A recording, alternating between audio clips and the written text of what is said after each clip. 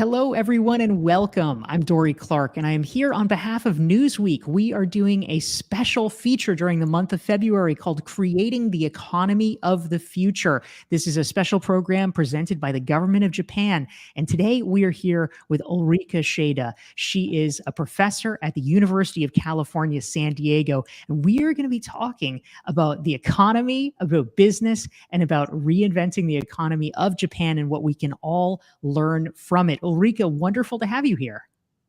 Well, thank you so much for having me. It's great to be here. Wonderful. And for all of you who are tuning in live, please feel free to type into the chat box and let us know who you are, where you're dialing in from. And throughout the course of the next 45 minutes that we're going to be spending together, we're glad to take your questions as well from Ulrike, and we can learn from her about all the things that we need to know about future economic trends and how we can get smarter in responding to them and apply them in our own businesses and in our own careers. So Ulrike, the first question that I have for you, this is something that, even for people who don't necessarily have a huge knowledge of Japanese business, one of the things that I think is most remarkable and interesting, certainly for Americans, because, our country is not that old, is that for many Japanese businesses, there's a tradition of businesses that literally have been around for hundreds of years. It's not uncommon to have a business that has been around 800 years, which sounds astounding. Can you talk a little bit more about that phenomenon? Why is that a thing? How have they been able to keep that going? And what can we learn from that? Well, that's a great question. And actually, people have done research on this to figure this out. First of all, as you just said, America is not that old. So we do have companies in this country that are 100 years old, like half of the, or a third of the lifespan of the entire country. So we do have a little bit of that. But there's also a bigger reason, and that is that Japanese companies have traditionally been managed to live for over 100 or 1,000 years. Right? There is a deep appreciation of the idea that companies should not die. I mean, if you think about why humans, have to pass, it's because our cell structure stops working and we're not reproducing, the cells that we need.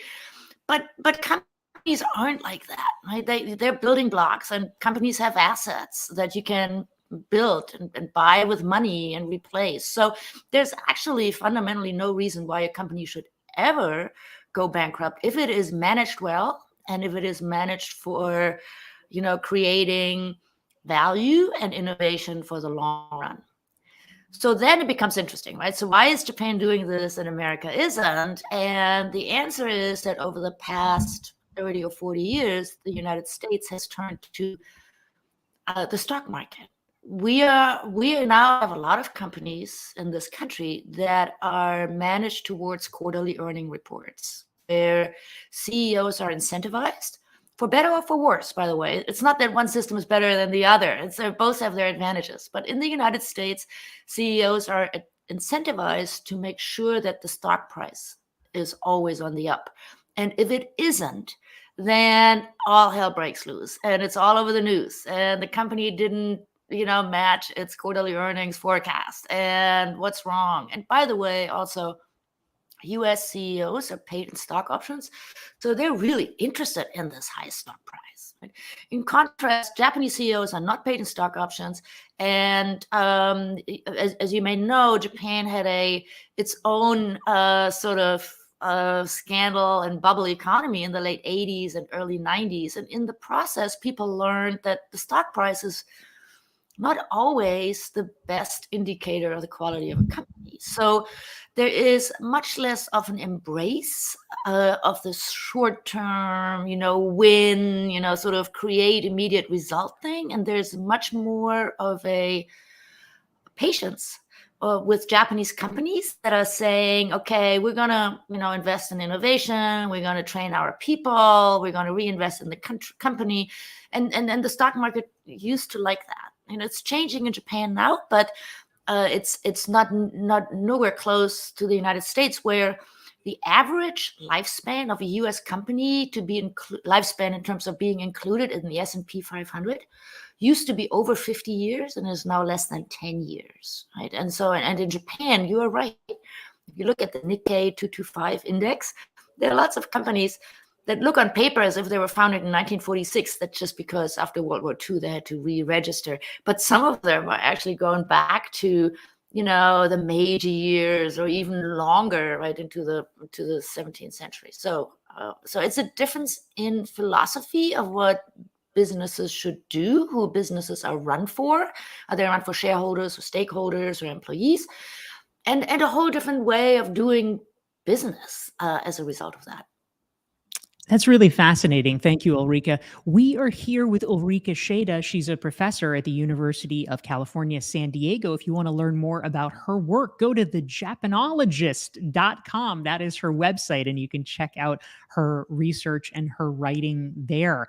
And we'd love to hear who you are. Please feel free to type into the chat box. Let us know who you are and where you're tuning in from, and any questions that you have for Ulrike about the economy, about what's going on, about the future of Japanese business, and what we can all learn from it. So, Ulrike, I want to dig down on something that you were alluding to earlier, which I think is interesting.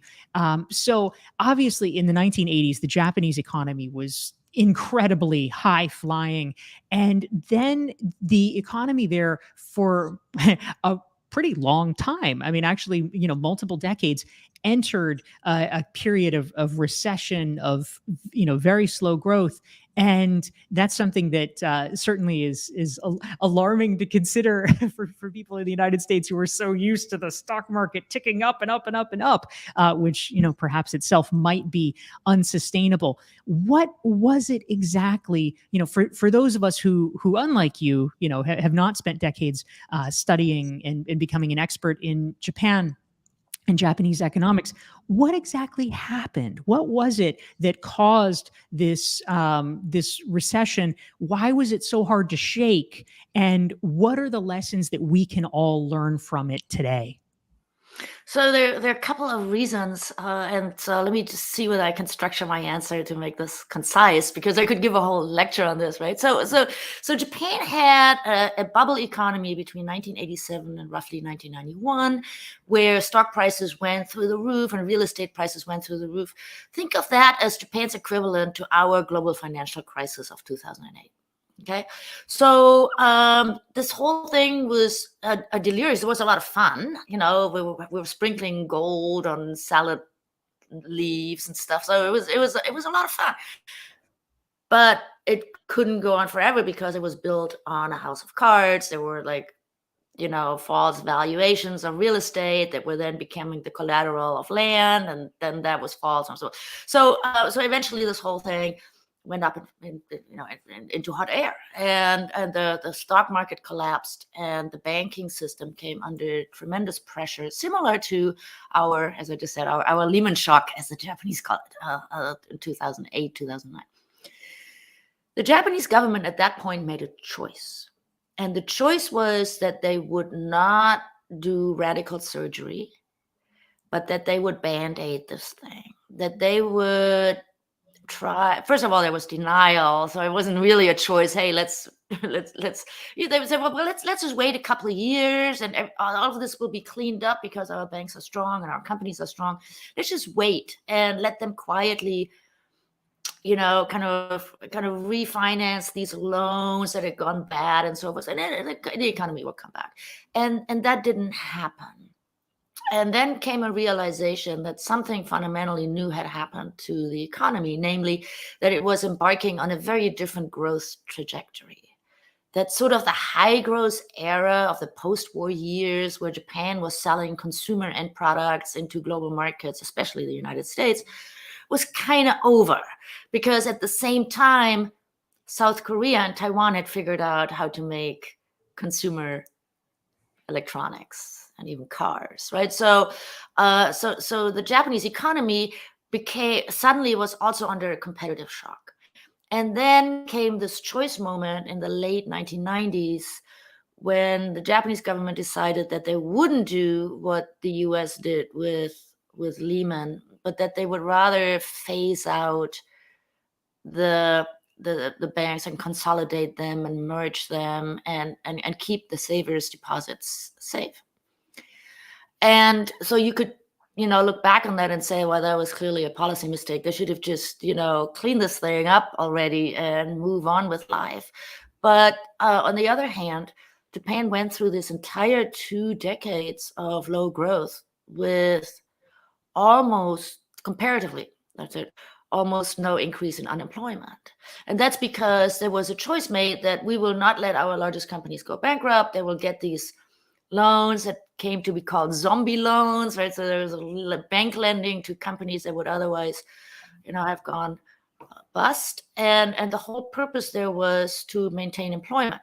Now, some economists will tell you that it's a really inefficient way to sustain employment, but society at large certainly benefited from that, like, because people kept, not everybody, but a lot of people kept their jobs that would otherwise have lost it. People kept a purpose in life. They had to get up in the morning, they had to go to work.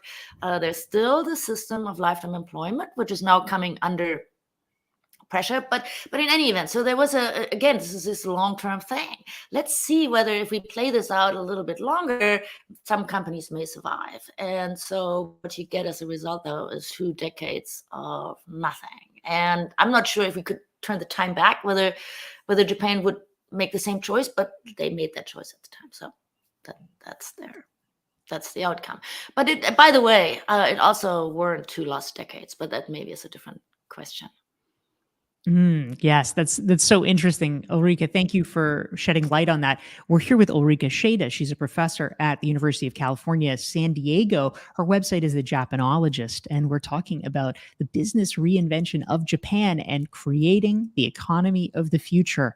So, Ulrike, I'm excited to talk to you about the economy of the future. But before we do, I just temporarily wanted to enter a time machine and go back slightly to the period just before the sort of heating up, the incredible heating up in the late 80s of the Japanese economy. Now, as we were emerging from post-World War II, Japan, of course, was building just huge capacity and was becoming a kind of force to be reckoned with in terms of business processes and business excellence. And one of the interesting things in the early part of the 1980s in the United States was just the incredible concern that was arising because Japanese manufacturing in particular was just so much better than American processes at the time. And so we end up with American businesses really looking to Japanese peers, and Toyota, for instance, and the Toyota way was something that a lot of people learned from. And, for instance, just-in-time practices became looming very large in the American consciousness. I'd love to hear a little bit more about that. What was that process like in terms of how Japan actually rebuilt and resculpted itself and achieved those levels of international excellence that we keep learning from? What was the Toyota way and its ilk all about, and why did it have such an impact? So we have three things happening there between I would say the 50s and the 80s. After World War II, Japan's it was basically destroyed, and so there's a lot of scrambling for jockeying for position. So a lot of these small startup companies like Honda and Toyota and Sony started out, right? And then there were some pre-war companies that had a lot of technology. So sometimes people forget that before World War II, so the early part of the 20th century, Japan was already a large and functioning, economy with large companies. So, but at the time, before the war, Japan was basically exporting, textiles and mechanical toys and so forth. So your question really is, what happened after the war that Japan could rev up so fast and become basically America's favorite supplier of consumer end products? And the answer is that that there's a strength in Japan that actually is shared in some ways by Germany, maybe, in terms of engineering of and the meticulous execution of a production process, and attention to detail and a thoroughness with which things are built, and also maybe some ingenuity in how you build the entire manufacturing process. And by the way, this is true till today, right? So if you look at, if you look into the future later, we'll talk about digital manufacturing. It's Germany and Japan that's kind of really positioning to lead in that. So in the 60s and 70s, Japan was still sort of developing, and the first Datsuns that came to the United States there were jokes. Well, I bought a Japanese car that rusted. Well, Datsun, right? And so they were learning, and then came the OPEC oil cartel in the 70s that basically undermined the U.S. way of thinking about cars, these large, beautiful, Cadillacs and Buicks and so forth. They were fundamentally gas guzzlers. And here came the small little Japanese cars. They were fantastically engineered. They would never break down, and they got a gas mileage like nobody else. So Americans fell in love with those cars. And then came Sony with its miniature radio, which was a similar thing. Sony had a core competence in miniaturization. The technology was originally from the United States, but Sony took it back to Japan and made a radio that we liked. And then came the electronics industry, right? So Sony and its Trinitron TV, and Panasonic, which developed the VHS, the videotape recorder. It was a Japanese invention. And they figured out how we could tape a football game of 3 hours and watch it later. And so we just embraced all of that, and the camcorder. And so those were the good old days, right? And then the fax machine, and, and then cameras. So Americans really liked that a lot. And Japan got better and better and better at making at a very high level of quality, no variance, very reliable, nifty consumer end products. And behind that is an education system that is very much about not making a mistake, not sticking out, not taking full responsibility for doing better, and in fact an excitement about doing something with perfection. And we see this, by the way, in Japanese art and things like the tea ceremony, where it's all about the ultimate expression is to do it to perfection. And it was this thing about perfection that really worked well in manufacturing and designing manufacturing processes, and that worked well to this day. And again, it's not as if this is all great, right? It also comes at a price.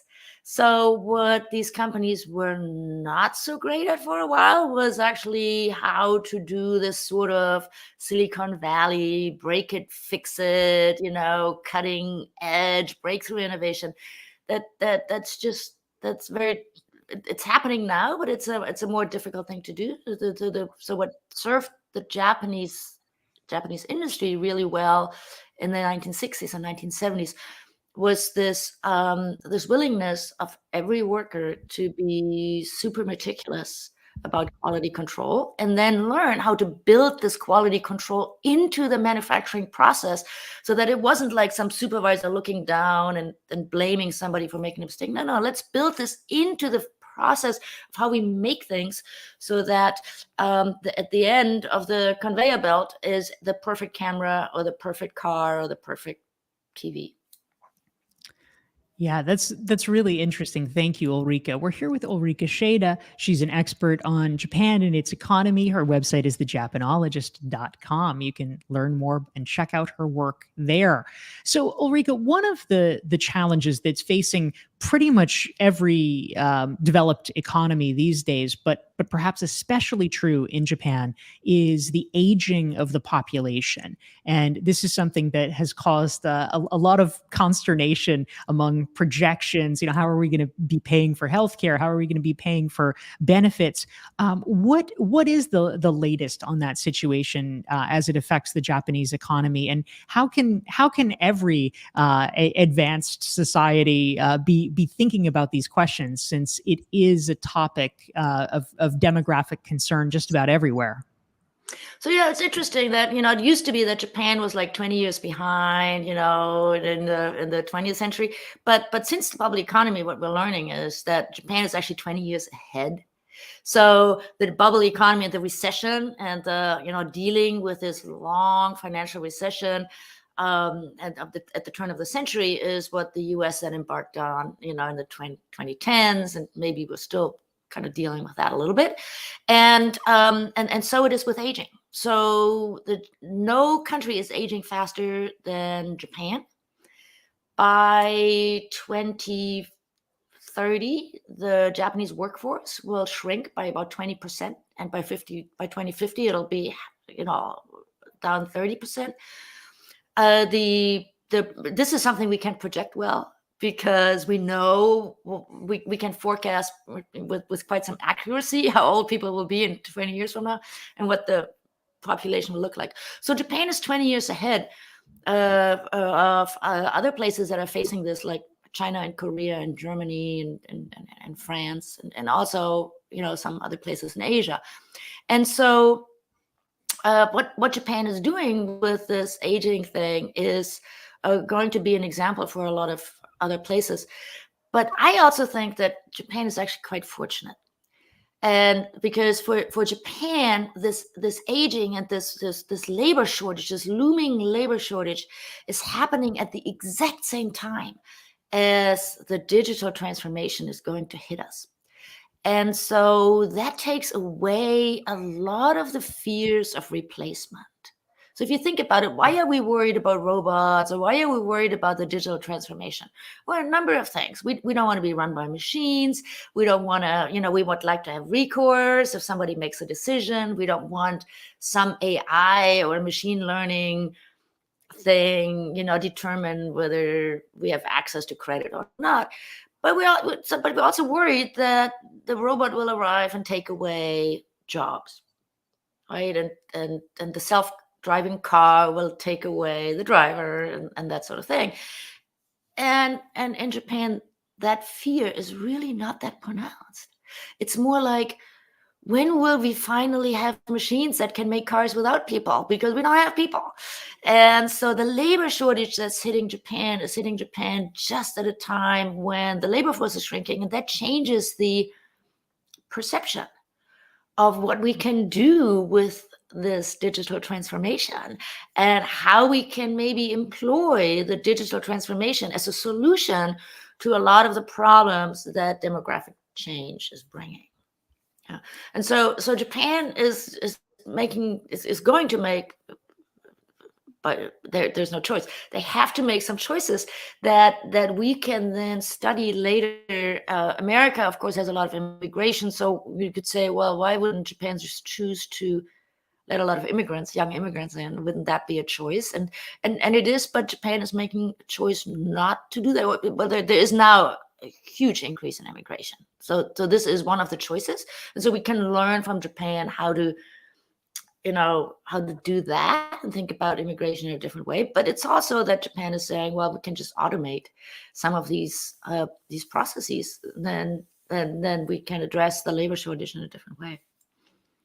That's such an interesting point, that in many ways Japan is the laboratory of the future, because its trends are ahead of many other cultures, which will have to face them in relatively short order. So we have a comment coming in from Diane. Diane says, I think Ulrike makes an interesting point that it all starts with education. The respect for teachers and the crimes like littering are so different than in the United States. And I think, Diane is touching on something quite interesting. Ulrike, perhaps you can expand a little bit more about the Japanese education system, whether it's the kind of K-12 or the university education. What is the current thinking, and have things been reevaluated in recent years or not, with regard to the pipeline into jobs and careers, and how the Japanese educational system is changing or should change in order to better prepare people for the jobs of the future?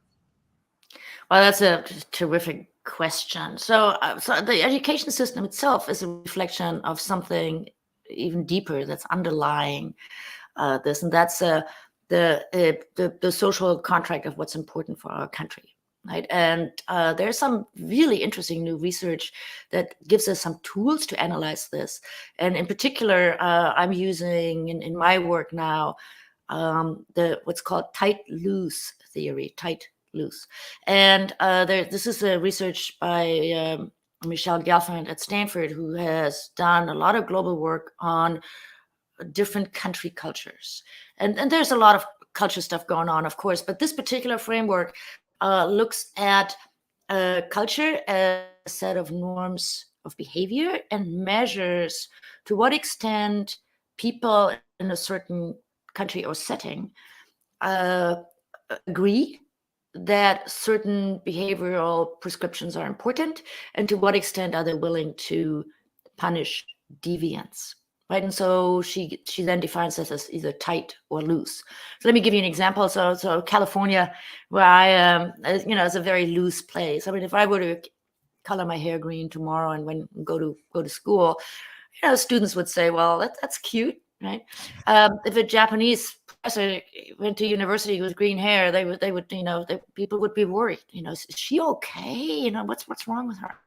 And so there are certain things that is just not done. And people in Japan can be pretty clear about that, right? And so Diane talks about, littering. So Tokyo is the largest metropolitan area in the world, and it's one of the cleanest and safest. How do you get that done? Well, you have some sort of agreement that there are certain norms of behavior, like littering is just not okay. You don't do it. And foreigners who come, so this is not innate, or this is not something that people learn even at school necessarily, because foreigners who live in Tokyo for a while stop littering, and they stop being noisy, and they stop doing, they're adjust, right? And we do that because we want to fit in. Okay, so now you got the social proofing going on. We behave in a certain way because we want to be part of this community. And then gets into the education system, clean up, don't do this, don't do that, behave like this. What you get is you get a very clean, safe society that actually has a lot of, and that has a lot of benefits for like things like the Toyota production system and being very thorough in how you, and meticulous in how you execute and implement quality control at the shop floor and so forth. So so tight loose is not about one is better than the other. They're better for different things, right? So Japan is very good at societal cohesion and no crime and no littering and making great things at a high level of quality. It's not so great, as I said earlier, at breakthrough innovation, and that sort of thing. But the thing is, for Japan right now, this is the reinvention. The reinvention that's happening in Japan right now is a recognition that in order to compete at the technology frontier of the digital transformation, Japanese companies have to get better at breakthrough innovation.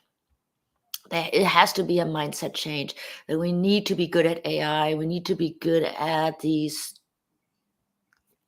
current technologies. We need to be more experimental in our setup of R&D and innovation, and we need more startups, and we need more of that.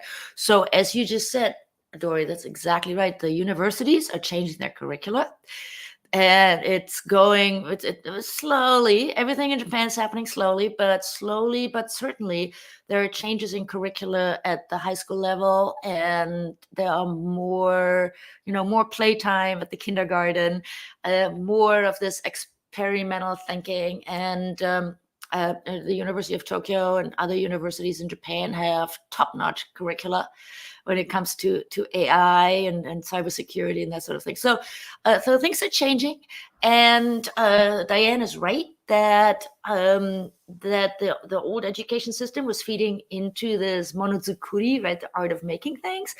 And the reinvention of the economy is also now being slowly but certainly reflected in a reinvention of the education system. And also how young people think about their careers and their employment and what they want to accomplish in their work lives and work-life balance. So there's this very interesting change process going on, and observers differ whether Japan is too slow and when it's slow, too slow, or whether Japan is missing out on a lot of opportunities. But if you change the lens a little bit and try to see what is actually changing, you'll see that there's a lot of quiet, steady change going on in Japan. Yeah, thank you so much. We're here with Ulrike Schaede, a professor at the University of California, San Diego. This is our Newsweek special. And if you want to learn more about Ulrike and her work, just go to her website. It's thejapanologist.com. So, Ulrike, you were mentioning a moment ago the changes that are on the horizon. And a question actually came in from one of our live stream viewers who's tuning in from Nalin, who wants to know the Japanese Prime Minister has recently called for a new form of capitalism that will include investments in green tech, digitization, and human capital. What do you think the motivation behind the initiatives is? What impact will it have? And should other countries be doing the same thing? What do we need to know about this new initiative and some of the future implications? So it's a brand new initiative. It was announced 3 weeks ago.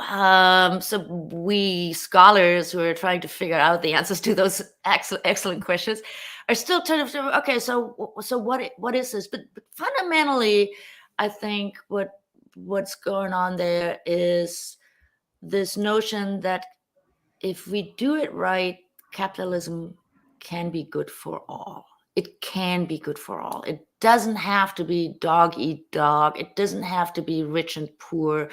It doesn't have to lead to polarization if we do it right. So then the question is, okay, so what does doing right mean, right? And that's where, again, we're going to look at Japan, I think. So the Prime Minister has put together a council, deliberation council, to figure out the answers. The composition of this council is very interesting. It has a number of startup people. It has reformers. It has people that are a little bit more concerned about, not throwing the baby out with the bathwater. So let's keep what works in the Japanese economy. So and I think at the end of the day, what we'll learn is what they're trying to address is how can we do both? Be a society that values stability, long-term corporate growth, long-term value creation, and equality and societal cohesion. How can we marry all of that with an economy that can be, be a leader in breakthrough innovation and a vibrant sort of high metabolism economy? And the Prime Minister himself said that this is going to be very difficult, but if somebody can do it, maybe it's us, right? And so we are going to watch this for going forward, because I think yet again, this is something where we might be able to learn something from Japan. I think what's driving it is that, Japan used to look at America and say, well, we want to be like America. We want to have a Silicon Valley, we want to have a Wall Street, we want to have this, that, and the other thing. And right now, frankly, America isn't looking so great. I mean, Wall Street is great, stock price is crazy, but it's a little bit crazy, right? And so there are lots of people in Japan who say, well, we had this craziness. We had that in the 80s. Not sure we like that craziness. Is there a different way of doing this that still would leave us better off and have us growing, that is not so polarizing and that doesn't lead to income inequalities the same way? I mean, if you compare income inequality in Japan and the United States, it's very different. It's edging up in Japan, which gives a lot of people concern, but it's nowhere near the levels of the United States. And so I think this new capitalism program is a little bit of expresses a concern that if we become too much like the United States, we'll end up with more income inequality, and that's just not something that Japanese society will accept. And in fact, you asked me earlier, why did it take 2 decades for Japan to get over its bubble?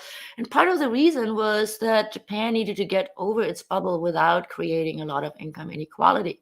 And so there are lots of stoppers in place already. And so I think this new capitalism will be an attempt to set up an economy that is good for not just one part, not just the smartest or not just the best educated, but that creates a system where everybody has a role to play, and everybody can find a spot in that, in a good place, in a safe place, in that economic activity.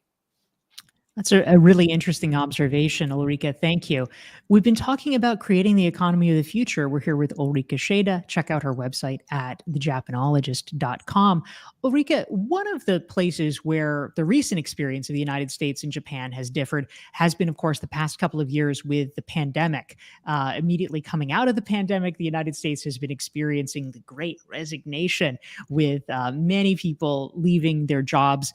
My understanding is that there's been much less of that in Japan. The United States and Japan reacted pretty differently from public health and shutdown perspectives with regard to the pandemic itself. Can you talk a little bit about the differences in the response and how things are looking in Japan now as we, fingers crossed, hopefully emerge into a kind of post-pandemic or quasi-post-pandemic? What's the view of things as a result of the craziness of the past 2 years? Yeah, I mean, that's a longer topic, right? And by the way, as we speak, even California is coming out of this latest Omicron wave, but Japan is in it. So we don't actually know, but and I hopefully that our friends in Japan will do fine.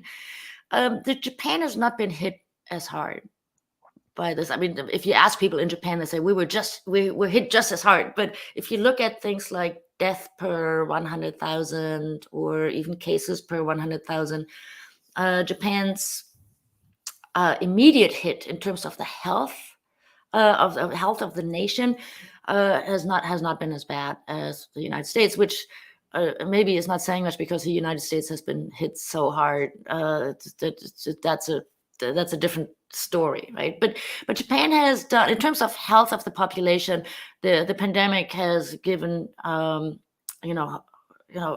us again that yes, you can have an aging society and not have a high death rate like that. But at the business level, of course, a lot has changed. A lot, because Japanese business used to be predicated on people working long hours in the office. Right? You show up in the morning and you go home late at night. And the pandemic has questioned whether that's really necessary. And so, after decades of long commutes and people kind of schlepping in the morning in these large places like Tokyo and Osaka and having 1-hour commutes in the train and so forth, suddenly Japan had to switch to working from home. This brought its own new challenges, right? Because one is that Japanese homes are small. And a lot of people, actually, this is true in many countries, right? People had to work from their bedrooms, but some Japanese apartments don't have bedrooms, right? So yes, this was hard for everybody. It caused a whole new challenge for Japan.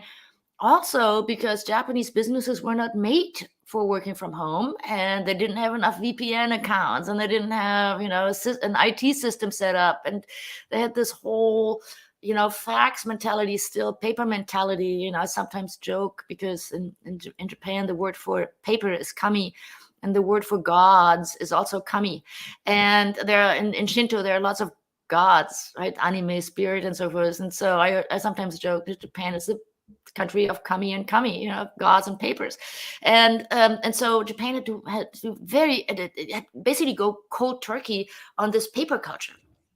And that has created a whole new outlook among young Japanese of what they want in their lives. Do they really want to go to work in the morning and come back home late at night? And a lot of young workers or older workers didn't have the liberty of saying, I want to change, because there's actually really no liquid job market for a large portion of Japan's workforce.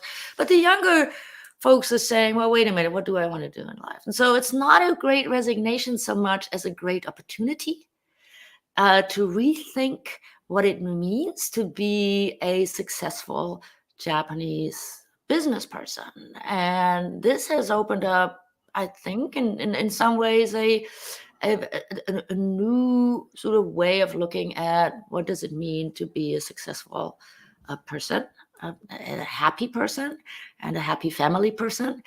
And it has opened up new opportunities for women, and also for companies to rethink what it means to create work-life balance for its employees. This is something that actually the leading Japanese companies are embracing. So let's reframe this as an opportunity, not a resignation, an opportunity. Let's set up new work processes. Let's change the office design.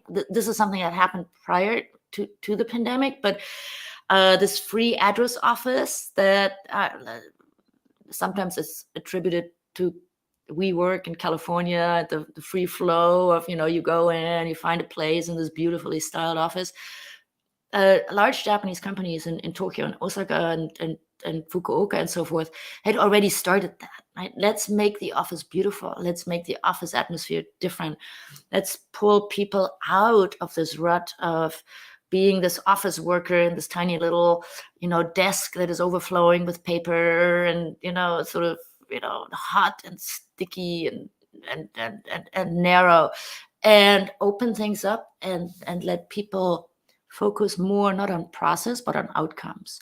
And all of this is happening right now. It's a very exciting moment for Japanese business. It is. This is a very exciting inflection point.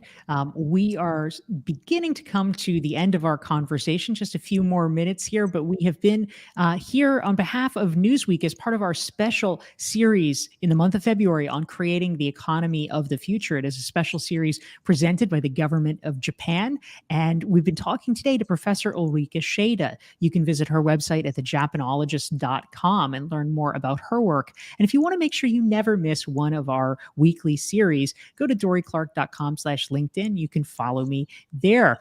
Ulrike, the last question that I have, you were talking about how this is in many ways a kind of, special inflection point where the future of Japanese business is being reconsidered. What does success look like? Where are we aiming? I know that for many Americans, the Japanese companies that people are most familiar with are the large international conglomerates that we were talking about earlier, the Toyotas, the Sonys. I'd love to hear your thoughts about the current state of small business and entrepreneurship in Japan. What does that look like? What are the trends and what is happening in terms of new business development that we can be looking toward? So that's a great question. So first, the former conglomerates are changing rapidly, right? And so some people may think that Japan is gone because we don't see it anymore. It used to be that you walk into somebody's living room and there's a Sony TV and then the Panasonic and the Fujitsu and so forth. And that's no longer there. It's now Samsung or LG or, some other brand like that. But don't be fooled by this because one thing that we need to appreciate, I think, if we want to understand the world economy, is that Japan is still the third largest economy in the world. And the reason is that Japanese companies are making the very important inputs that go into these consumer end products. So Japanese companies are anchoring many of the supply chains in electronics and cars and so forth. And this more sort of upstream role has also opened up opportunities for new business creation in Japan. And again, everything in Japan is always slow. The whole innovation and startup scene started at around 2003 in full speed when the government allowed what's called the 1 yen company. So it removed basically legal capital requirements. So it's now you can open a company in Japan with paid in capital of 1 yen, which is 1 penny. So, so yes, it's easy to start a company in Japan. Then there were all kinds of societal constraints on that you know, the status of working for a startup company wasn't particularly high. It was seen as a failure. You must have failed getting a job at a large company. That's why you're working at a small one. But lately, there have been a number of programs and also a recognition that one of the biggest player in any innovation ecosystem is the large companies that need to buy product from small companies. And this is something that has happened over the last 5 years. And there's an increasing recognition that large companies need to engage in the ecosystem with the small companies and appreciate what the small companies can bring to the table and buy their product, buy their technologies, buy their ideas, acquire them, merge with them. And this is something that I would recommend that we look out for. And because as that heats up, the entire Japanese innovation startup, innovation ecosystem will grow rapidly. And I think we're at the cusp of that happening, and it'll be another growth engine. And so far as that happens, it'll be a big growth engine for the Japanese economy going forward. That is fantastic. Thank you so much for your insights today. We've been here on behalf of Newsweek in our special monthly series in the month of February, Creating the Economy of the Future. We are here at 12:30 Eastern, 9:30 Pacific every Wednesday this month, talking about the economy of the future and what we all can learn so that we can prepare. Ulrike Schaede, professor at the University of California, San Diego, thank you so much for joining us. Thank you so much for having me. It was great fun. Thank you. Thank you all, and see you next week.